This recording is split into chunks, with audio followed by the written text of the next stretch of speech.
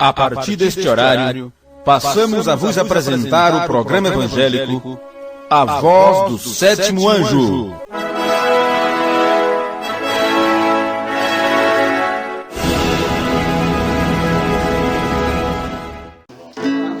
Jesus, meu Rei, Mestre Senhor, o teu amor revela a mim, enquanto eu aqui viver até morrer, da vida ao fim, revela do Senhor, Jesus, meu Salvador, as maravilhas mil do teu divino amor, e com veraz louvor, fervente gratidão, revela-te, Jesus, Senhor, do nosso coração, as bênçãos mil do teu amor, qual esplendor me cercarão.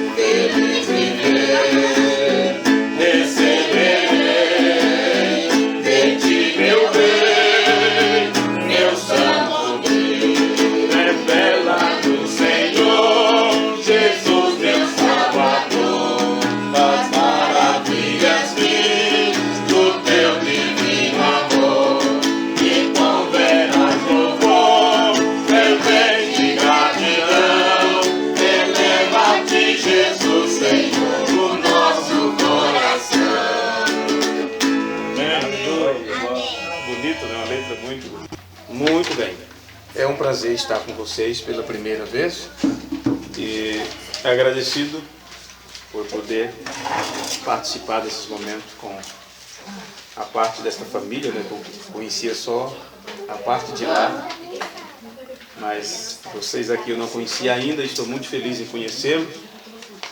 E antes de entrarmos para um pequeno estudo, eu gostaria de convidá-los para ficar de pé. E que o irmão Vicente faça uma oração, que aí dividiremos a parte dos louvores, né, para a parte da pregação. Por favor, irmão Vicente, faça. Vamos orar ao nosso Deus. Amoroso Deus, Pai, te damos graças pela tua misericórdia, pela tua infinita graça, pela tua soberania, Pai. Meu Senhor, ter nos visto desde antes da fundação do mundo. Aleluia. Este pequeno grupo aqui reunido nesta noite calorosa que aqui estamos, mas, Pai, nós cremos que a tua palavra ela causará um efeito na vida de cada um de teus filhos. Porque quando há uma reunião como esta é para isso, ó Pai, é para alimentar a alma de um eleito, porque a tua palavra é um alimento. E este alimento alimenta só simplesmente quem são filhos do Senhor.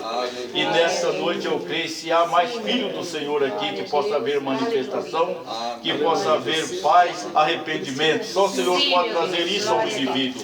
Arrependimento, testemunho e tudo mais. E assim nós colocamos em tuas mãos esta reunião nesta noite, e que assim possamos sair daqui abençoados, Pai, e ajudado por Ti, porque só a graça do Senhor tem nos trazido até aqui. Pela primeira vez esta reunião está sendo realizada aqui neste lar.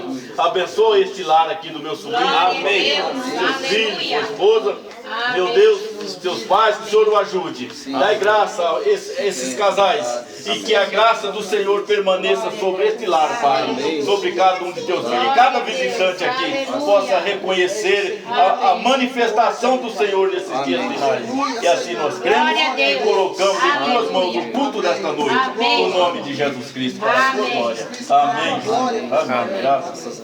Obrigado. Vocês podem sentar, os que podem, os que têm assento, né? Vocês que conhecem as Escrituras, pelo menos os que já têm uma familiarização, são familiarizados com a Bíblia Sagrada, o Senhor Jesus, antes dele terminar a sua missão, ele teve um momento muito íntimo com os seus discípulos. Jesus sabia que o seu ministério na terra seria bem curto, porque as profecias do Antigo Testamento já diziam qual era o ministério que ele ia realizar, e que ele ia concluir o seu ministério entregando a sua vida como sacrifício, como uma ovelha muda perante os seus tosqueadores. Ele enfrentaria a sua missão sem reclamar. Então, nós hoje, lendo a história, lendo as Escrituras, olhando o que aconteceu no passado, fica fácil para nós ter uma ideia de como as coisas aconteceram. Mas se você tivesse vivido naquele tempo, sem saber de nada o que ia acontecer para frente, e Jesus sabendo de tudo, você pode imaginar o que passava na mente do Senhor Jesus, quando ele podia, antevendo o futuro, saber todos os problemas que a igreja iria enfrentar. E aqueles homens que estavam mais próximos dele eram aqueles que teriam a missão de levar o evangelho às outras criaturas. Por isso ele disse: ide por todo mundo, pregar o evangelho a toda criatura. E ele escolheu aqueles 12 homens simples do campo, rudes, pescadores, trabalhadores braçais, e começou a instruir aqueles homens a respeito do reino dos céus. E Jesus começou a instruir a eles da forma mais simples possível, com o linguajar do campo, falando que o reino dos céus era semelhante ao semeador que semeava a semente. O reino dos céus era semelhante ao pescador que jogou a rede no mar, porque era o linguajar que eles poderiam entender. Sobre árvore, sobre frutas, foi assim que Jesus deu instrução aos discípulos. E eles poderiam ter uma ideia totalmente diferente daquilo que seria a missão que eles teriam que falar, que levar adiante. Vocês podem lembrar comigo de uma passagem, quando os 70 discípulos voltaram, porque primeiro 12, depois teve mais um grupo que também adentraram o ministério, e eles fizeram um trabalho como os apóstolos estavam fazendo, e saíram de 2 em 2, evangelizando os lares, visitando aldeias e tudo. E eles estavam muito felizes, muito contentes, porque quando eles falavam sobre o nome de Jesus, os enfermos eram curados, os demônios eram expulsos das pessoas, dos possessos, e eles ficaram regozijando com aquilo. Que poder nós temos quando falamos o teu nome? Esse nome tem um poder tremendo, os enfermos são curados e tudo. E Jesus disse: vocês não devem se alegrar por essas coisas. Se alegrem por terem o vosso nome escrito lá no céu. Veja, porque quando você se empolga com uma coisa, né, lá na frente você pode passar por uma decepção muito grande. Eu sempre instruo as pessoas com uma certa palavra: esteja sempre esperando o melhor, porque você não vai ser um pessimista a ponto de estar pensando no seu futuro: amanhã eu vou estar mal do que hoje, amanhã eu vou estar de mal a pior, e eu não vou conseguir vencer, ou as coisas que eu sonho eu não vou conseguir. Não, sempre esteja esperando o melhor, mas pronto para enfrentar o pior. Verdade. Se você anotar isso em sua agenda mental e fazer disso um estilo de vida, Esteja sempre esperando o melhor, mas apronte-se para enfrentar o pior. Então você não ficará decepcionado quando os problemas surgirem, porque você já está psicologicamente, espiritualmente preparado para aquilo. E foi isto que Jesus fez com os discípulos. Deu a eles esperança de vida eterna. Quem crê em mim, como diz as Escrituras, rios de água viva fluirão do seu interior. Não é? Quem crê em mim, quem crê nas minhas palavras, crê naquele que me enviou, tem a vida eterna, jamais morrerá. Porque ele estava se referindo não à morte física, estava se referindo à morte espiritual, que morte significa separação de Deus. Então, Jesus deu uma injeção de ânimo naquelas pessoas, nos seus discípulos, preparou eles para a missão que eles iam desempenhar. Porém, quando Jesus dizia para eles assim, não temas, o que Jesus estava dizendo com isto era, vocês enfrentarão muito problema, vocês enfrentarão muita dificuldade. E ele chegou a dizer, no mundo passareis por aflições, mas tende bom ânimo, eu venci o mundo. Veja, quando Jesus olhava para a face daqueles discípulos, você pode pensar comigo hoje, já que estamos em família, né, numa reunião familiar, como um culto doméstico, nessa simplicidade.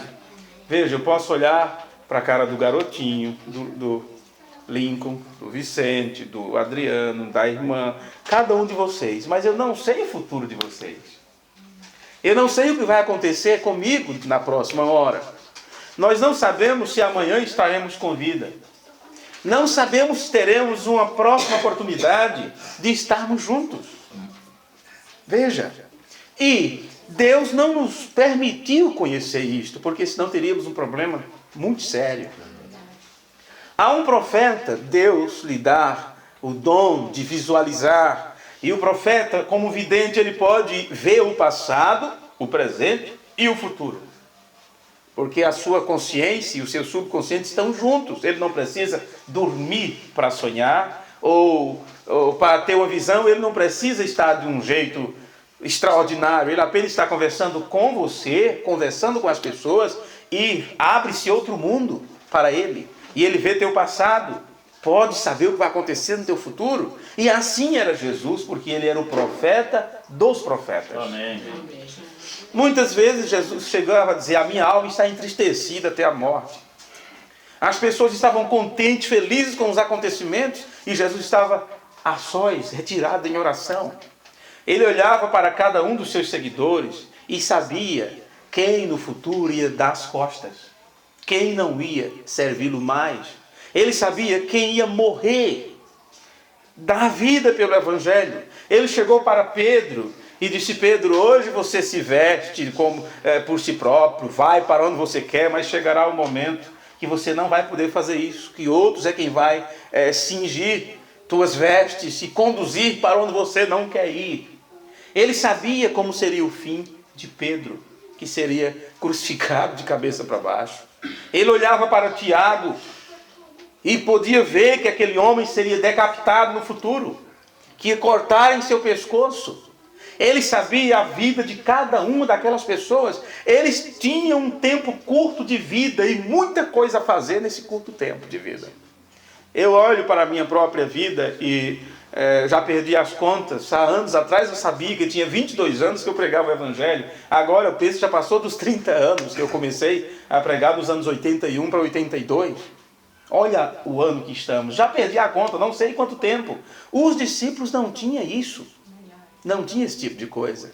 Então Jesus, quando foi se aproximando o tempo dele concluir o seu ministério terrestre, que ele sabia que tinha poucos dias, e enquanto estavam todos contentes e animados porque ele ia para Jerusalém, e eles esperavam que em Jerusalém o Messias fizesse grandes obras, grandes coisas, e que muitos iam crer nele. No entanto, Jesus, ao se aproximar de Jerusalém, ele começou para dizer aos discípulos, começou a dizer que eu estou indo para Jerusalém, lá o Filho do Homem vai ser entregue entre os homens e vai ser morto. Veja, vai ser sacrificado. Isso não era pouca coisa e eles ficavam boca aberta, puxa, no auge, né, da evangelização. E agora ele está dizendo que vai morrer. E por isto, Pedro, não é? Com aquela boa vontade, querendo defender Jesus, disse, não, Senhor, tu não vai passar por isto. Tu não vai passar por isto. E este sentimento de Pedro, que contrariava as palavras de Jesus, Jesus identificou aquilo como ele sendo usado pelo inimigo. Porque, na verdade, Jesus ia ser levado ali, ia ser entregue aos homens, ia ser morto, ia ser crucificado. Veja, quando Jesus chegou sobre Jerusalém, que avistou Jerusalém de cima do monte, a Bíblia diz, e Jesus chorou. Não é? E Jesus chorou. Ele exclamou e disse, Jerusalém, Jerusalém, que matas os profetas e apedrejas aos que te são enviados. Quantas vezes eu quis te juntar, como uma galinha junta seus pintainhos debaixo de suas asas, mas tu não quiseste. Jesus disse que eles não estavam vendo o dia da visitação. Tudo que eles precisavam estava ali. E Jesus sabia que dias depois ele enfrentaria, né, os seus algozes, iria apanhar, arrancariam suas barbas, cuspiriam nele, tudo. Então ele procurou ter com os discípulos um momento de intimidade, onde ele ia dar seu último sermão, enquanto estava ainda em liberdade, antes dele ser preso. E este momento foi um momento especial. E ele chamou os discípulos e disse, mandou eles ir num certo lugar, encontrarem um homem com a jumentinha, vocês conhecem a história, né?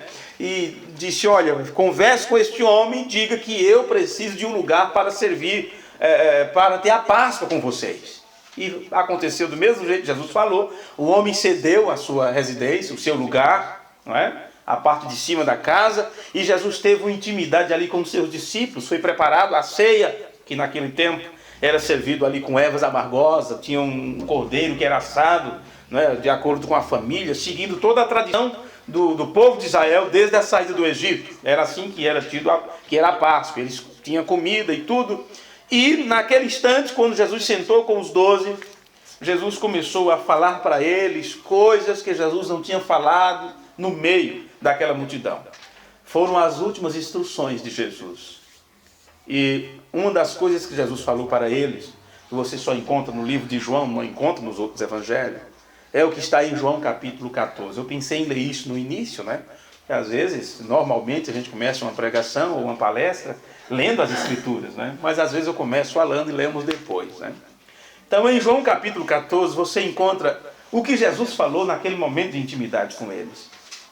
Ele disse, não se turbe os vossos corações. O que Jesus estava dizendo com isto? Não se turbe os vossos corações. Não fiquem atemorizados. Não tenham medo. Não se acovardem. Não sejam tímidos. Porque Jesus sabia o que eles iam enfrentar depois de sua partida. Depois que ele estivesse ali para dar continuidade ao seu ministério. Ora, é a mesma coisa quando você tem seu garotinho, a sua garotinha, e eles têm medo são acostumados, pequenininho, o peixe ali perto dos pais, né? E chegam a determinada idade que eles já vão dormir separados no seu cantinho, porém eles ficam com aquele medo de estar só, do escuro, quando apaga a luz e tudo. Então a mamãe diz, olha filho, qualquer coisa me chama, né? Qualquer coisa me chama, que eu estou ali. Qualquer coisa me chama. Então mesmo que ele tenha medo de estar sozinho, mas ele tem aquela esperança, que se ele chorar, os pais, né, estão ali para acudir. E você sabe que esta parte de quando somos pequenos e temos determinados medos e temores, os pais, nós como pais, falhamos muito e achamos que é tudo brincadeira, que é bobagem, que é isso, não tem bicho aqui, não tem nada, aquela coisa toda. Mas eles têm os temores deles e nós temos que saber que eles precisam do nosso apoio. Não é? Do nosso apoio. Não adianta dizer que não vai doer, que vai doer. Não adianta dizer que a injeção não dói. Não é assim que fazemos? Não vai doer nadinha. A agulha desse tamanho, claro que dói. Então, você diz que não dói e ele vai acreditar em você e depois sente aquela dor, ele vai parar de confiar em você, porque você mentiu para ele. Então é melhor dizer, olha, vai doer, mas é necessário, cabra. Não é? É necessário. Agora, Jesus tinha uma forma de dizer para os discípulos que eles iam passar por problema. No mundo passareis por aflições. Quer dizer, não será uma vida fácil. A vida cristã não é fácil, não é o mar de rosas. As pessoas querem ser crente ou querem servir a Deus para poder melhorar de vida. E não foi isso que Jesus prometeu. A Bíblia diz que todos que servem a Deus padecerão sofrimento, sofrerão perseguição. Ele já disse que o caminho é apertado, a porta é estreita, o caminho é difícil, é espinhoso. Porém, nesse tempo do fim, por que Paulo diz para Timóteo: conjuro-te, pois, diante de Deus e do Senhor Jesus Cristo, que há de julgar os vivos e os mortos, que pregues a palavra a tempo e fora de tempo, porque virá um tempo em que os homens não suportarão a sã doutrina, mas eles, tendo comichão nos ouvidos, amontoarão para si doutores conforme seus próprios prazeres, e eles farão coisas agradáveis, deixarão de lado a verdade, voltarão às fábulas, começarão a pregar mentira para as pessoas. Porque hoje o evangelho que se prega é um evangelho de mentira. O Deus que se prega é um Deus falso, não o Deus verdadeiro das Escrituras. Porque o evangelho que eles pregam é o evangelho de prosperidade. E as pessoas já não estão mais esperando um céu, porque eles prometem o céu na terra para as pessoas. Só prosperidade, só bênção. Quer prosperar? Venha para cá. Não sofra mais. Que falsidade é essa? Se Jesus nos chama é para sofrimento, para uma vida de sacrifício, de abnegação. Então esse evangelho que está sendo pregado não é o evangelho de Jesus, nem dos apóstolos. Veja, um evangelho que promete às pessoas o céu na terra, onde as pessoas não se preparam para a próxima vida, que apenas a deixam querendo adquirir mais coisas. Os testemunhos que se dão, a preocupação que se tem é para se dar melhor, se dar bem. É só fazer uma campanha que você vai ter o emprego, é só fazer isso, traga tudo para a igreja que você vai ter tudo em dobro. Que negócio é esse? E estão enricando às custas do povo, às custas das pessoas, mas está escrito nas Escrituras que seria desta forma nos últimos tempos, e eles fariam das pessoas negócio. E as pessoas seriam um negócio rentável para estes. Por isso eles pregam o evangelho de prosperidade, a mesma coisa de um jogo de loteria. Que promete para as pessoas: jogar, você pode enricar. E as pessoas entram com tudo, né? Naquilo ali. A máfia que tem por trás disso. Mesma coisa que está acontecendo no natural e está acontecendo no espiritual. Jesus nunca pregou esse tipo de evangelho. Jesus nunca pregou um evangelho apresentando a si mesmo. Ele apresentava a Deus, seu Pai. Hoje o evangelho que estão pregando é o evangelho humano, onde se apresenta o homem, onde se apresenta o pastor para cá, é pastor para lá, é missionário para cá, é apóstolo daqui, apóstolo dali. Jesus Cristo fica em segundo lugar. Estava falando com os meninos hoje a respeito da forma que é dado os testemunhos. Jesus curava os enfermos, Jesus abriu os olhos dos cegos, os paralíticos iam embora até com seus pecados perdoados. E Jesus dizia: não conte para ninguém. Não conte para ninguém. Hoje, se a pessoa vai na igreja e uma dor de cabeça sai, misericórdia, aquilo é gravado, é testemunho para todo lado, para poder divulgar a igreja. Não foi isso que Jesus mandou fazer. Isto é o homem querendo glória para si. Pois bem, o evangelho que Jesus pregou o evangelho dizendo: olha, no mundo tereis aflições. Então, quando as pessoas começam a chorar de lugar, estou passando por isso, estou passando por problema, estou passando por lutas, eu digo para as pessoas: isso é normal, alegre-se por estas lutas. Porque você quer saber? Veja que coisa polida, que até brilha.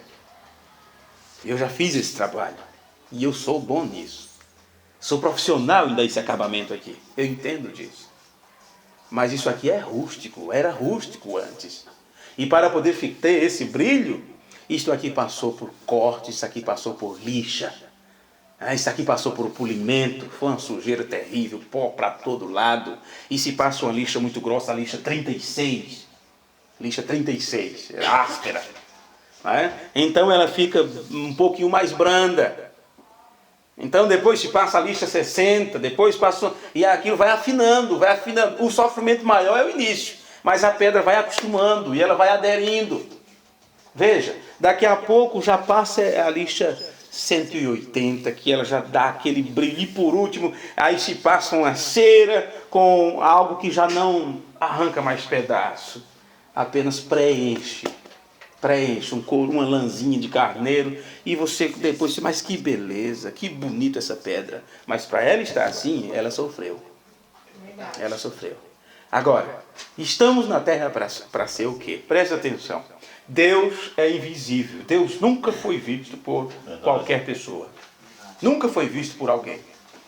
Nunca será visto. Nunca Deus será visto, porque Ele é invisível.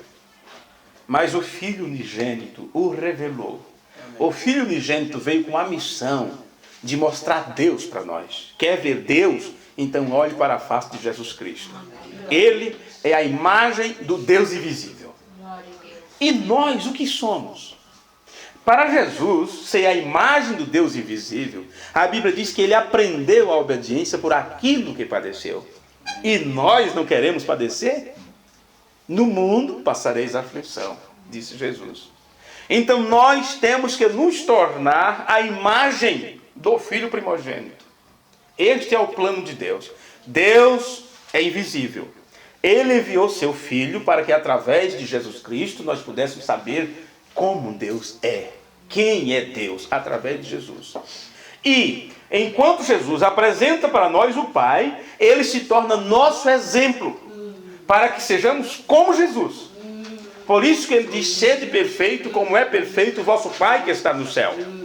Veja, mas para chegarmos nessa situação de nos tornarmos a imagem de Jesus Cristo, ou a expressão de Jesus Cristo aqui na terra, então nós temos que ser polidos, como esta pedra também foi. Temos que ser polidos. E a forma de Deus nos lixar, de nos polir, é enviando para nós problemas e dificuldades. E o que é que fazemos? Reclamamos. E dizemos que não aguentamos, eu não suporto aquela pessoa, eu não suporto o marido, não suporto a esposa, não suporto esse filho, não suporto o vizinho. Como não suporta? São lixa. Isso é você sendo polido. Porque o brilho de Jesus Cristo tem que ser apresentado em você. Amém. Vê? Aí o que é que fazemos? Não suportamos a prova. Não suportamos a prova. E Paulo disse: a prova da vossa fé opera em vós uma obra, que é a paciência. Aí você fica sem paciência com as lutas que são enviadas para você, quando aquilo deveria produzir em você paciência. E a paciência produz em você o quê? Uma expectativa de esperança. A esperança da glória. Para você saber que você não pode se apegar nesta terra. Porque se Deus deixasse para nós aqui uma vida fácil, para que queríamos o céu? Não pensaríamos no céu. Vê? E estamos aqui em teste. E para você entrar no reino dos céus, você tem que passar no teste. Cada filho que vem a Deus tem que ser provado. Amém. Para depois ser aprovado. Então Deus te manda teste. Vê? Ele não diz: venha para mim e você terá uma vida boa, uma vida fácil. Não, Senhor. Ele disse: vinde a mim. Não é? Vinde. Agora ele disse: aprendei de mim, meu jugo é suave e meu fardo é leve. Meu fardo é leve. Vocês lembram dessa escritura? É das mais usadas em evangelização. E Jesus abriu os braços certo dia, no meio do povo, disse: vinde a mim, todos que estáis cansados, sobrecarregados e oprimidos, e eu vos aliviarei. Não é assim? Aí você diz: vai ser um alívio chegar nos pés de Jesus. Agora me diga, por que este alívio? É porque realmente você fica livre de cargas? Porque você não vai ter mais nenhum problema? Não, senhores. Este alívio vem porque o amor de Deus é derramado em seu coração pelo Espírito Santo. Amém. Aí, se você tem o amor de Deus em seu coração, sabe o que é que você faz? Todos os problemas, todos os sacrifícios, você olha de um lado e do outro, joga as cruzes nas costas e diz: Jesus carregou sua cruz e eu vou também carregar a minha. Aí Paulo diz: o amor é sofredor. Aí você não quer sofrer? O amor tudo espera, tudo suporta, não se irrita, não suspeita mal.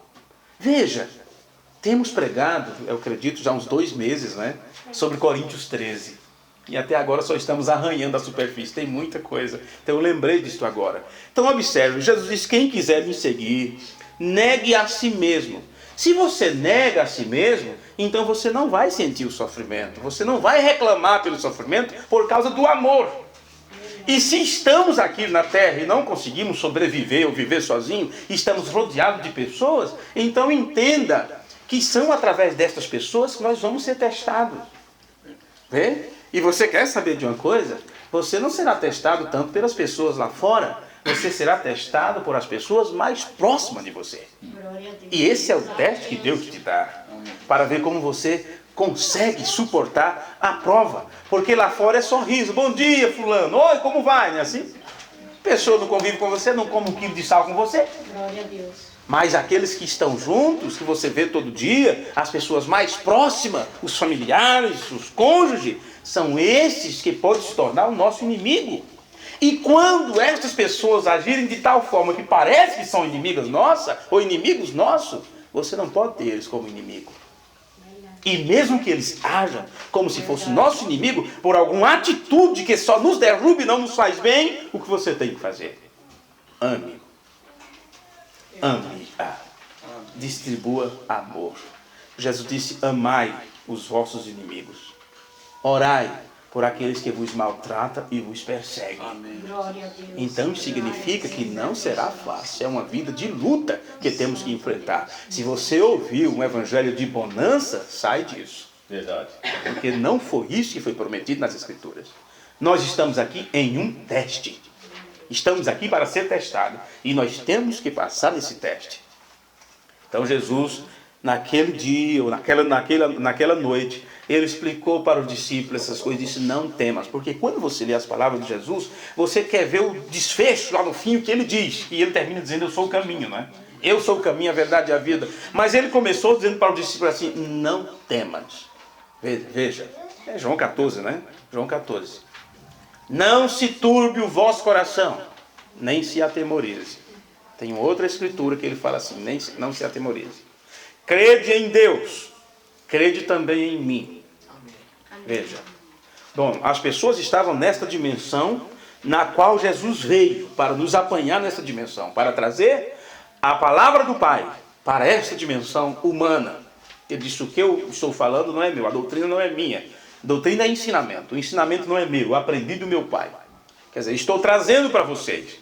Em João 17, quando ele ora ao Pai, ele diz, Pai, as palavras que tu me deste, eu dei para eles. E eles creram. Amém. Então Jesus começou a orar por eles. E disse, estes também, quando eles levarem esta palavra aos outros, então Jesus orou por nós ali também. Porque esta palavra veio passando, né? A palavra correta veio passando até chegar até nós. Veja. Então o que Jesus fez? Ele disse, a primeira coisa, ele disse, não se atemorizem. Enquanto vocês estiverem nessa dimensão humana, vocês serão afligidos, serão perseguidos, serão maltratados por causa do meu nome. E aqui é bom a gente parar para examinar uma coisa. Quanto você já sofreu pelo nome de Jesus? Quanto você já sofreu? Por ser cristão, por viver bem. Isso só foi para os discípulos? Agora, se nós passamos por dificuldades e por lutas e provas, você só sofre se você pagar o preço. Porque se você enfrentar a luta, ou ser aquela pessoa que diz, eu não levo desaforo para casa, o que você está fazendo? Veja, observe, tomar a cruz e seguir a Jesus é abnegar-se, render-se, doar-se. As pessoas pensam que amor é apenas uma palavra que muda de cor. Eu te amo, e tu me amas, e eu te amo e tal. Não, o amor é responsabilidade, é atitude. Você quer saber o que é amor? Deus é amor. E o que ele fez? Deus amou o mundo de tal maneira que deu o seu Filho. Amém. Agora, e se você ama a Deus? João disse, eu amo, porque ele primeiro me amou. Então, se você ama a Deus, o que você vai fazer? Você vai ter que doar alguma coisa, né? Porque o amor é entrega. Não existe você amar e guardar amor para si. Amor não se guarda. Amor não se guarda. Amor é entrega. Amor é sacrifício. Amor é arcar com as consequências. É arcar com a responsabilidade. É cumprir o voto. É cumprir a promessa. Amar é guardar os mandamentos. Amém. Vocês estão neste mundo, passarão por problemas. Não se turbe o vosso coração. Crede em Deus, tenham confiança nas promessas dele. Porém, estas promessas, Jesus que estava transmitindo para eles, dizendo que eles teriam uma nova morada, Na casa de meu pai há muitas moradas. Ele estava dizendo, no reino de meu pai há muitas mansões. Quer dizer, todos aqueles que estavam predestinados antes da fundação do mundo têm o seu lugar lá. Não vamos precisar comprar um lote, né? Não vamos precisar comprar um lote ou alugar um pé de serra, de maneira nenhuma. Deus tem um lugar para cada um de seus filhos. Amém. Glória a Deus. E você sabe, o que você trabalha, o que você adquire aqui na terra, sempre é para os filhos. Não é os filhos que entesouram para os pais, né? É os pais que entesouram para os filhos. Hoje o doutor Orlando estava falando, eu vou construir essa aqui, deixar essa aqui para o pessoal, foi assim? Né? Eu vou deixar essa aqui para os herdeiros, né? O pessoal, vou construir essa outra. Veja, então, quem vem na frente sempre faz algo para facilitar aqueles que vêm depois. E os pais querem fazer isso para os filhos, né? Sempre adquirem alguma coisa porque querem, quando sair de cena, seus filhos tenham algo. Nem sempre eles dão valor ao que os pais deixam, né? Mas a ideia dos pais é sempre deixar os filhos numa situação melhor. Pois bem, isso se chama herdar, isso se chama herança. Herança. Agora imagine Deus, o Pai eterno, sendo dono do ouro e da prata, como diz nas Escrituras, não é? O possuidor de todas as coisas, aquele que cria do nada. E Deus sempre desejou ter esta grande família. E esta grande família seriam os seus atributos, que estava nele em forma de pensamentos. Vê? Antes da fundação do mundo, Deus pensou em você. Amém. Antes do mundo existir, Deus sabia que vocês estariam aqui nesta hora, que estaríamos ouvindo estas coisas. Antes do mundo existir, Deus já sabia quantos animais existiriam na terra, quantas moscas existiriam, quantas vezes elas piscariam seus olhos. Deus conhece tudo. Ele conhece o fim desde o princípio. Ele não espera as coisas acontecer. Deus não se surpreende. Deus não se surpreende com nada. Ele sabe quem são seus filhos e Ele sabe onde está cada um deles. Ele só não nos deu o privilégio de saber quem são. Porque se Deus tivesse dado a mim e a você o privilégio de saber quem é filho de Deus ou não, você não ia querer nada com os outros. Você não ia querer nem dar bom dia para quem não fosse da turma de Deus. Porque na verdade você tem que saber que na terra existem esses dois grupos. Filho de Deus e filho do diabo. A descendência de Deus e a descendência do maligno. Jesus disse isso. Senão não existiria dois caminhos. Porta estreita e porta larga. Caminho estreito, caminho largo. Céu e inferno. O que mais Jesus falou? Ovelhas e cabritos, trigo e joio. Isso só nos dá a ideia que tem dois grupos. Porém estão entrelaçados, estão juntos. Estão juntos. E não sou eu nem você que vai separar.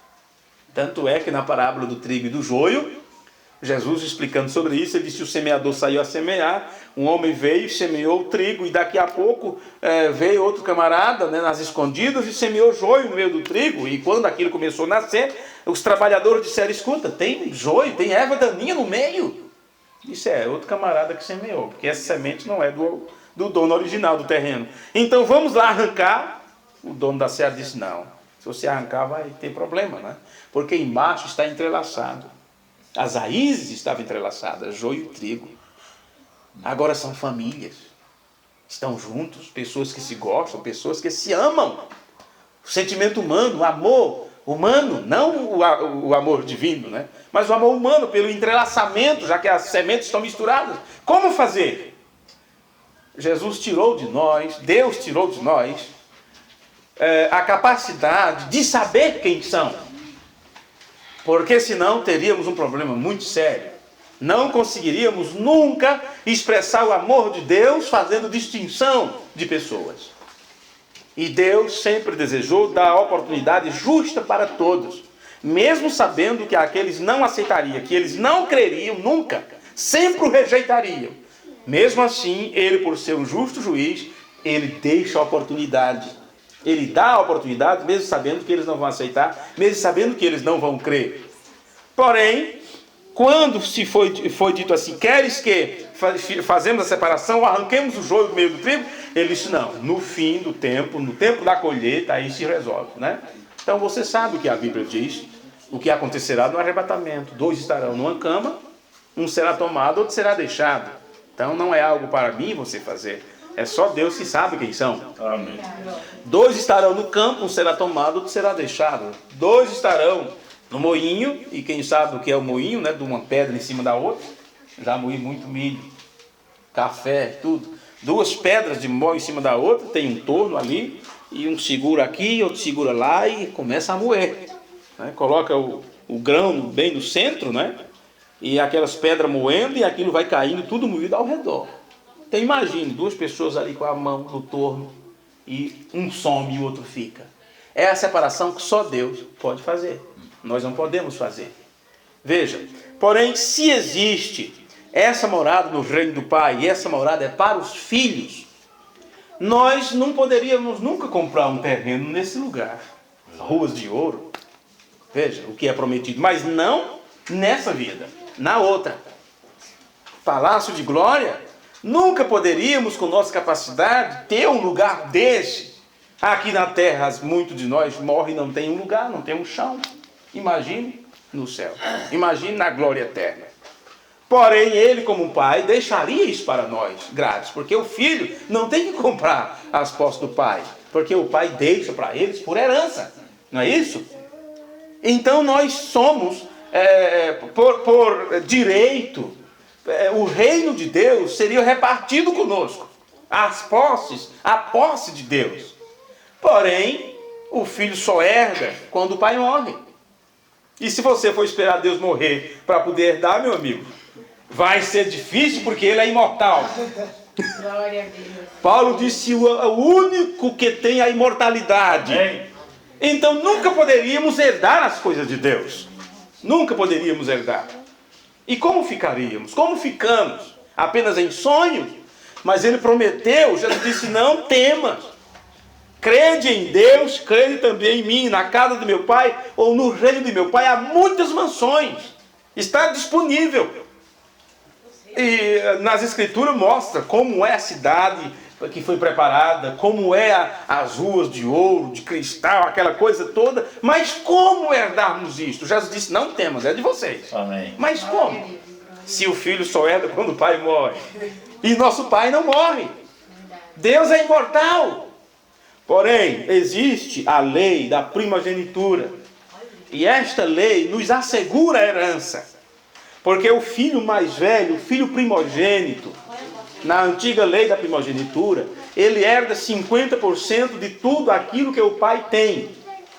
Então veja, todo o reino de Deus, se temos aqui, olha, esse montante aqui, se isto se trata do reino de Deus, a posse de Deus, o filho mais velho tem 50%, metade. 50% é do filho mais velho. Os outros 50% era dos outros filhos quando o pai morre. Mas se Deus é imortal, nós nunca poderíamos ter aquela posse. Então Jesus Cristo, como filho mais velho, primogênito, a Bíblia chama ele de o primogênito entre muitos irmãos. Ele pagou o preço para que nós herdássemos através dele. Amém. Aí Paulo diz que somos herdeiros de Deus e co-herdeiro com Cristo. Você herda as coisas do seu pai por causa do seu irmão mais velho, que tem direito a 50%. Por isso que Jesus disse que se eu quisesse, eu pediria agora legiões de anjos. Ele tinha direito sobre isso. Você sabia? Ele tinha direito de pedir a quantas legiões de anjos? 1.000 anjos? 10.000? Quantos anjos existem? Não sei. Mas se ele disse, se eu quisesse, eu pediria agora, para me livrar. E eles me livrariam. Porém, Jesus tinha que cumprir sua missão. Ele disse, se eu quisesse. Porém, ele não colocou a sua vontade em ação. Porque ele disse, pai, cumpra-se a tua vontade e não a minha. Então ele não tinha por que pedir anjos para livrá-lo. Porque ele sabia que o plano de Deus era que ele morresse por nós, ou nós nunca herdaríamos nossa herança. Então você veja que Jesus, naquele momento de intimidade, ele sabendo que a sua morte estava próxima, ele então instruiu os discípulos dessa forma, dizendo que eles não temessem. O lugar estava assegurado para cada um de nós, porque ele sabia que ele pagaria o preço por nós. O papai é imortal, porém eu sou o primogênito e existe a lei da primogenitura e aquilo que é meu eu reparto com vocês. Amém. Glória a Deus. Então ele assegurou isto. E quando ele diz não temas, o que ele está dizendo para os discípulos, para nós, é isso, olha. Vai vir problema, vai vir decepções, vai vir dificuldade, muitos de vocês daqui a tanto tempo estarão mortos. Ele podia ver o futuro, ele sabia disso. Ele sabia quem ia morrer ou não. Você acha, não sabia. Sabia sim. Ele disse para Pedro, Pedro, hoje, antes que o galho cante 3 vezes, você vai me negar. Não foi? Ele sabia do futuro. Vê? Ele sabia do futuro de cada um deles. Então ele instruiu aquelas pessoas a serem confiantes, a confiarem na palavra dele. E foi assim que Jesus teve um momento de intimidade com eles e depois serviu a ceia, não é? Serviu a comunhão para aquelas pessoas. E disse, eu desejei muito participar convosco desta reunião de comunhão, porque nós não a teremos outra vez juntos até que ela se cumpra no reino de meu Pai. Amém. Então, isso só diz para nós que aquele momento de intimidade que Jesus teve com os discípulos, isto vai se repetir, onde ele mesmo vai servir para seu povo, né, para os seus irmãos, onde ele mesmo estará ali servindo o pão e o vinho, como ele fez lá com aquele grupo de chegados, né, com os discípulos chegados. Jesus disse que isso ia se cumprir do outro lado. Então você encontra em João capítulo 17, Jesus fazendo aquela oração tão bonita. Deixe-me ler aqui a oração que Jesus faz pelos discípulos, porque eu e você estamos incluídos também nesta oração em João capítulo 17. Eu acredito que será bom apenas ouvirmos as palavras do próprio Jesus. João capítulo 17, que é chamada oração sacerdotal, né? Tendo Jesus falado estas coisas, levantou os olhos ao céu e disse, Pai, é chegada a hora. É chegada a hora. Ele sabia o que ia acontecer. Me diga, se você soubesse o seu amanhã, e se você soubesse que ia morrer amanhã, como você viveria hoje? Como seria teu último dia na terra? Se você soubesse, a sua chance é hoje, você amanhã. E entenda, você não tem o amanhã. Você só tem o agora. Nós só temos este momento. Não temos nenhuma certeza do que vai acontecer no próximo minuto. Poderemos ter um ataque fulminante, podemos morrer a qualquer momento, sair de casa e não voltar, ir para o trabalho e ficar por lá mesmo. Por isso que naquela preocupação, né? Quando qualquer rotina é quebrada, fulano não chegou ainda, o que aconteceu? Telefona, procura saber. Porque você não sabe o que pode acontecer com cada um de nós. Nós não temos. Não temos ideia do que vai acontecer no futuro. Mas me diga, e se você tivesse, como você agiria hoje? Como trataríamos um ao outro se tivéssemos certeza que era o último momento que estávamos junto aqui na Terra? Como você despediria de um filho, de uma filha que vai para a escola, sabendo que não haveria mais convida? Você vê aquele monte de pessoas que morreram na festividade que tiveram, né? Eram jovens felizes, com todo o futuro pela frente. E vamos fazer uma festinha para arrecadar dinheiro para a nossa formatura, aquela coisa toda. Veja, a intenção era boa, mas não voltaram para casa com vida. Como você agiria se o marido ao ir para o trabalho, não é? Fosse a última vez que visse a esposa? Como você despediria dele? É por isso que Jesus nos ensinou sobre o perdão. Quantas vezes devo perdoar a um irmão? Então você não vai, veja, quantas vezes você tem que me perdoar? Ora, eu vi esse camarada hoje, primeira vez. Eu tenho que perdoar ele de quê? Ele me perdoar de quê? Nunca fizemos cara feio para outro. Só agora, né? Porque só olha para minha cara e já vê que é feia. Mas nunca tivemos um problema. Vou perdoar esse moço de quê? Mas existem pessoas que todos os dias sofrem conosco. Ou damos sofrimento, ou alguém nos faz sofrer. E quantas vezes temos que perdoá-la? 2 vezes? 3 vezes? Jesus disse não só 7 vezes, Pedro, mas até mais 70 vezes 7. E entenda que Jesus não estava falando apenas de uma quantidade. E você diz, mas como é que é? Deixou o copo sujo lá, não é possível. Mas eu perdoo. Uma vez já foi. A tampa do vaso, eu já falei tantas vezes que ele abaixa, eu perdoo. E vai riscando. Você acha que é assim? Não se trata de quantidade. É quantas vezes for necessário. Porque se você fizer as contas de 70 vezes 7, vai dar 411. Se não me falha a memória, 400 e tanto. Não é possível que alguém cause isso para outro durante um dia, durante um mês. Não é? Durante um mês. Então Jesus está falando de quantidade. Vê? Mas quantas vezes alguém pisar no seu calo, você tem que dispensar perdão. E ainda, não só esperar ela cometer a maldade. Perdoe antes, diga: Senhor, sabe fulano? Se ele chegar a fazer alguma coisa comigo, Pai, perdoa, porque eu já o perdoei. Amém. Tem que ser esse o nosso sentimento. Amém. Você tem que viver numa atmosfera de perdão. O William Branham disse, o profeta de Deus disse, que a fé perfeita, ela está baseada no perdão. Amém. Porque a noiva de Jesus Cristo, ela não clama por justiça. Ela clama por misericórdia. Amém. Não por justiça. Queremos justiça, aquela coisa toda, né? Tudo pelo pé. Não, a noiva de Cristo, ela clama por misericórdia. O que Jesus fez? Pai, perdoa-o. Perdoa-o. Ele não sabe o que faz. Ela não sabe o que faz. Porque se as pessoas soubessem realmente o que estão fazendo, elas não magoariam ninguém. Elas não magoariam ninguém. O esposo nunca dormiria sem se acertar com a esposa. Nunca dormiria de cara feia, de briga um com o outro. Haveria perdão, acerto, sabe? Você nunca deveria dormir sem acertar aquele dia com Deus e com as pessoas ao seu lado. Amanhecer o dia com um sorriso, terminar o dia com um sorriso, viver bem, porque você não sabe do amanhã. E muitos acham que na última hora vai ter tempo de pedir desculpa, e muitos são chamados até na hora da morte, morre, não morre, e fica balbuciando, querendo pedir perdão para a esposa pelo que fez, pedir perdão para o esposo pelo que fez, sendo que teve tanta oportunidade de acertar e nunca acertou. Você não tem o amanhã. Você não tem o amanhã. Jesus sabia. Veja aqui. Agora eu lembrei do que vem a seguir.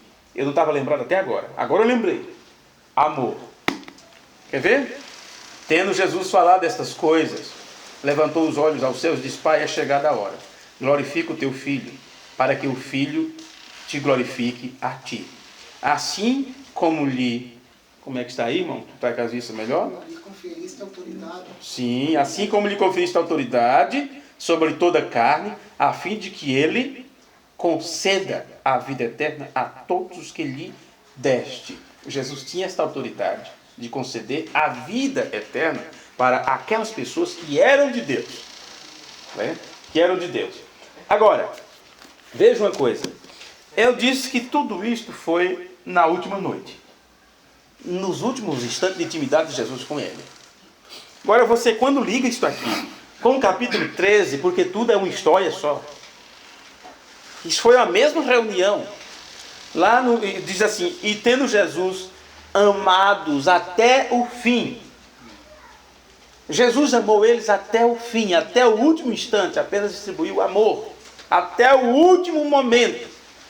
Porque Jesus sabia que aquelas pessoas iam passar por ter crido nele, por ter crido no seu evangelho. Jesus os amou até o fim, e nesta oração, ele ora a Deus, pedindo que o Pai os guardasse no nome que tinha dado a ele, para que eles se sentissem protegidos. E no versículo 4, eu te glorifiquei na terra, consumando a vida que me confiaste para fazer, a obra que me confiaste para fazer. Agora glorifica-me, ó Pai, contigo mesmo, com a glória que eu tinha junto de ti, antes que houvesse mundo. Manifestei teu nome aos homens que me deste. Do mundo eram teus, tu nos confiaste, e eles têm guardado a tua palavra. Amém. É interessante você notar que esta oração de Jesus é por aqueles que guardam a palavra. Amém. É por aqueles que têm temor da palavra de Deus. Às vezes as pessoas querem receber de Deus benefícios, mas não querem guardar a palavra. O profeta de Deus disse, você não queira receber de Deus os benefícios de Deus sem ter o desejo de acertar a sua vida. Agora, quando Jesus saiu de cena, os discípulos então levaram adiante o mesmo evangelho. E esses discípulos, eles não viveram muito tempo. O último apóstolo a morrer foi o apóstolo João. Isso significa que ele viu ou estava por ali quando soube da prisão de Pedro e Pedro foi morto. João participou, assim como com o noticiário da morte de Tiago, o irmão do Senhor, que cortaram-lhe o pescoço.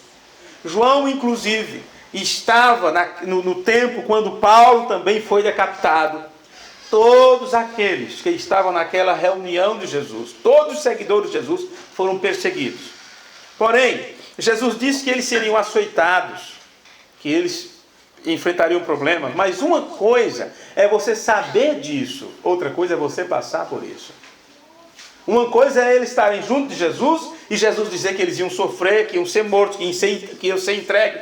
Mas essas coisas que você sabe que pode acontecer com você a qualquer momento, você sempre espera no outro. Notícia ruim só acontece com o outro. Você nunca espera que encontre sua casa arrombada, né? E o ladrão levou tudo. Mas todos os dias tem noticiário que isso aconteceu na vida de alguém. Você não quer nunca acreditar que um dia seja encontrado, ou que alguém de tua família tão próximo seja encontrado caído aí, morto, decapitado, seja o que for. Você nunca espera. Isso sempre acontece com os outros. Mas Jesus olhava para cada um daqueles discípulos e sabia que ia acontecer com eles. E eles, tendo uma vida curta, Jesus os instruiu e disse: ide, fazei o trabalho, realizai isto. E eles saíram. Olha, Jesus ensinou a eles de tal forma que eles não tinham por preciosas suas próprias vidas. As posses deles, porque você encontra no livro de Atos, quando a igreja entrou em ação, você encontra lá que eles vendiam as propriedades, não era assim? Eles vendiam, hoje querem fazer isto, tem grupo de pessoas que fazem isto. Que loucura! Foi outra história lá, gente. Eles vendiam suas propriedades, vendiam seus bens. Quem tinha casa vendeu, quem tinha terreno vendeu. Colocava aquilo nas mãos dos apóstolos para que eles gerissem aquilo, para alimentar as pessoas, para cuidá-las como comunidade. Aí você diz: oh, que bênção! Eles viviam tudo em comum. Porque hoje não somos assim. Você sabe o que acontece? Eles estavam sendo ensinados a não terem apego com os bens materiais, porque já era sabido que eles não iam utilizar aquilo. Eles iam morrer a qualquer momento. Eles cultuavam escondido pelas catacumbas, pelos cemitérios, pelas locas de pedra, porque eram perseguidos. Então, o que adiantava eles terem propriedades, fazendas e riquezas? O jovem rico chegou para Jesus e disse: bom mestre, que devo fazer para dar a vida eterna?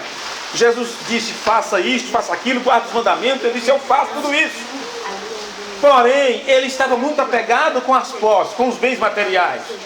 Então Jesus viu que aquele camarada ia ter um problema muito sério, porque ele não conseguiria se livrar dos seus pertences. E Jesus sabia a perseguição que ia vir depois. Jesus sabia que quem tinha casa não ia usufruir da casa. Quem tinha terreno não ia usufruir de terreno. Quem tinha riqueza não ia viver para gastar aquilo, porque eles iam ser mortos. E Jesus deu todas as dicas para o jovem rico. Disse assim: vende o que tem, dá aos pobres. E você sabe, pobre quando recebe uma coisa, como é que é? Ele ganha de dia e compra para comer de noite, né? Dá aos pobres, vem, segue-me. Ele não quis isto. E foi dito: louco, se hoje mesmo pedir a tua alma, o que você tem para dar conta? O que você vai fazer? E aconteceu isso com o jovem rico. Ele não tinha um amanhã, ele pensou que tinha. Os discípulos orientou os seguidores de Jesus daquela época para fazerem justamente isso, e colocarem suas vidas, suas esperanças, expectativa no Deus Todo-Poderoso, porque eles sabiam que a igreja começaria assim, com sangue derramado, e o sangue deles seria como semente que ao cair no chão brotaria. Morria um, 10 ou 12 se convertia. Jogavam um na arena, jogavam 3 irmãos na arena para os leões devorar. E daí a pouco, entre aqueles participantes que estavam ali, levantava alguém e dizia: escuta, essas pessoas têm um Deus que deixou eles sem medo. Eles morreram confiantes numa vida eterna. Os nossos deuses não nos prometem isso. Queremos ter a fé que eles têm. Enquanto 2 ou 3 eram mortos, 10 ou 15 se convertiam para o Evangelho. Eles não conseguiram acabar com o cristianismo, mas eles foram ensinados a não se apegarem aos bens terrenos. Por isso que eles tinham, eles venderam, se desfizeram daquilo, se desprenderam daquilo. E você sabe, veio perseguição. Veio perseguição. Você quer saber? Eles pensaram que tinham tanto tempo, muito tempo, e começaram a viver em comunidade. A igreja de São Pedro, a igreja de Pedro, virou como um balneário. Como é que chama? Um abrigo, né? Um abrigo da prefeitura. Todo mundo lá comendo de graça, porque o irmão fulano vendeu a casa, outro vendeu a fazenda, e outro dizia: vamos lá na igreja, gente, que lá tem bênção, lá tem comida. Lá tem comida. Muitos foram apenas para comer e beber às custas daqueles que venderam o que tinham. E você sabe, foi esse tipo de coisa que prejudicou Ananias e Safira. Eles pensaram: vou vender o que tem, entregar lá e vamos ficar sem nada, e outros lá que não tem nada vão comer às custas. Vamos guardar um pouco. E mentiram para os apóstolos, pagaram um preço por isso, porque eles não tinham que fazer o que foi pedido olhando os outros, olhando a intenção dos outros. Eles tinham que olhar a intenção do coração deles, o que estava no coração deles. Pois bem, meus amigos, aqueles homens, eles não viveram muito tempo. Eles morreram por amor ao Evangelho. Eles morreram por amor à palavra de Deus. Veio perseguição, eles começaram a evangelizar ali e acharam que ia passar muito tempo. E o mundo tinha que ser evangelizado. Então levantou-se a perseguição, muitos morreram, e os que fugiram saíram pregando o Evangelho. Se não tivesse vindo a perseguição, em outras palavras, eles estariam até hoje só ali, né? Como foi que eles foram para Samaria? Por que Filipe foi para Samaria? Porque houve perseguição cá em Jerusalém. E aqueles que não era o momento de morrer, então escapavam da morte, iam fugindo de cidade em cidade, iam pregando evangelhos, e outros iam crendo. Mas entenda, eles não tinham o futuro que nós temos tido no Evangelho, a ponto de pensarmos em grupo, pensarmos em igreja, pensarmos em cultos, pensar em reunião. Eles não tinham isso. Eles reuniam hoje escondido, tomavam a comunhão, se despediam com lágrimas nos olhos, abraçavam um ao outro, chorando, porque eles sabiam que era a última vez que se viam. No outro dia poderiam estar todos mortos. E foi assim que o Evangelho veio. Foi assim que a palavra de Deus veio à tona. Foi assim que o Evangelho chegou até nós, na base do sofrimento e do sacrifício. O último apóstolo que ficou vivo foi João, que morreu de velhice. E ele, antes de morrer, a mensagem que ele passou foi uma mensagem de amor, dizendo: amai-vos uns aos outros. Amém.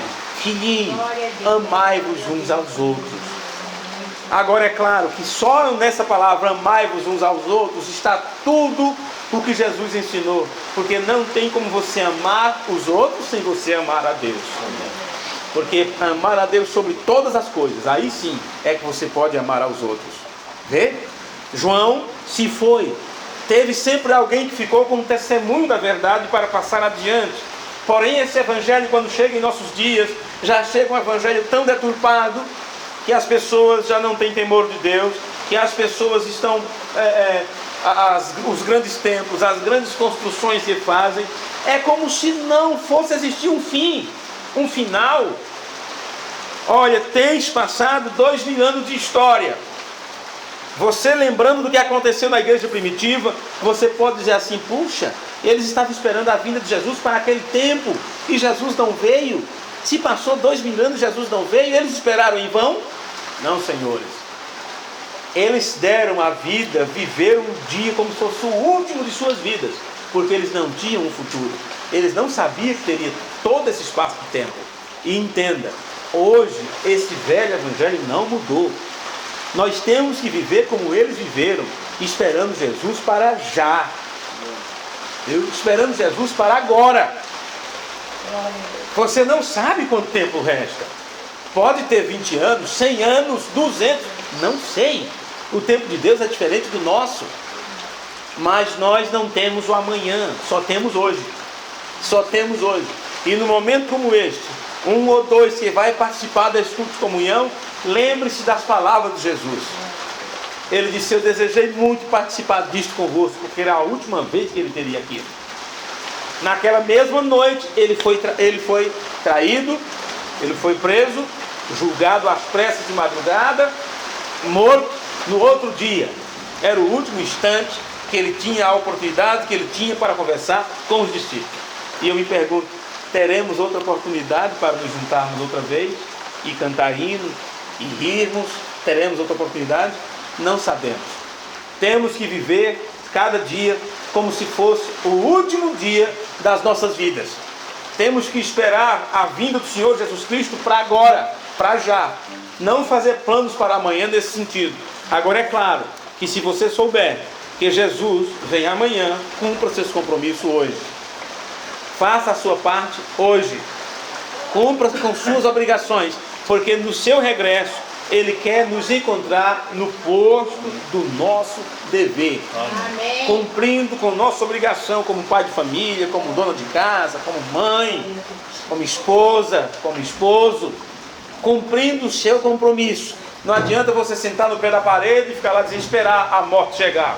Não é dessa forma. Você tem que se responsabilizar, ter responsabilidade, porque Jesus, sabendo que era a sua última noite, Ele cumpriu a sua missão, deu as últimas instruções, que era o que os discípulos esperavam. Eu não sei quando vai ser a última instrução que eu vou receber. Você não sabe quando serão as últimas instruções que você vai receber da parte de Deus. Cada vez que você parar para meditar nas Escrituras, cada vez que você parar para meditar na Palavra de Deus, cada oportunidade que você tiver para render culto ao grande Pai, entenda, procure ouvir a voz de Jesus em seu coração, o que Ele está dizendo a você, o que Ele está instruindo a você, porque pode ser as últimas instruções de Jesus em nossas vidas. Por isso Ele disse: hoje ouvirdes a sua voz, não endureçais o vosso coração. Hoje, porque você não tem amanhã, você não tem o dia de amanhã. Então é o que Ele nos ensina hoje, é o que Ele nos fala hoje. Temos que prestar atenção e saber o que Deus exige de nós, porque para começar, Deus não nos deixa enganado com nada. E não adianta nós arrumarmos desculpa e dizer a Deus que faltou tempo, que não entendeu. Não é dessa forma. Não é dessa forma. A Bíblia diz: se você quer sabedoria, peça a Deus. Se tem algo que não entendemos, não temos que pedir a Deus, porque Ele nos dá entendimento para conhecer Sua palavra. Amém. O caminho do alto, o caminho para o céu, a Bíblia diz que nem os loucos errarão. Ainda mais você que julga ter um pouquinho de juízo, né? Ainda mais você que julga ter um pouquinho de juízo. Por que você erraria? Sendo que você sabe que o caminho é Jesus. Ele disse: eu sou o caminho, a verdade e a vida. Então, se Jesus é o caminho, e a Bíblia diz: seguir neste caminho sem vos desviar nem para a direita nem para a esquerda, como é que você segue este caminho? O caminho é uma pessoa. Então não significa que você vai caminhar com seus pés naturais. Significa que você vai ter o entendimento que Jesus trouxe, e você pautará a sua vida através dos ensinamentos do Senhor Jesus Cristo, que é o que Deus quer que nós façamos. Amém? Amém? Eu creio que está bom por hoje, né? É suficiente. Que Deus abençoe a cada um de nós. Amém. E que abra o nosso entendimento cada vez mais para entendermos a sua palavra. Amém? Grande é em verdade a seara, mas os obreiros são poucos. Rogai, pois, ao Senhor da seara que envie obreiros, maravilhosos ajudantes, obreiros da colheita. E neste tempo Ele envia obreiros para sua colheita. Somos obreiros da grande colheita, preparados para este labor, braço a braço com o anjo do Senhor. Maravilhosos, maravilhosos ajudantes, pois a seara é muito grande, por isso estamos aqui, Senhor.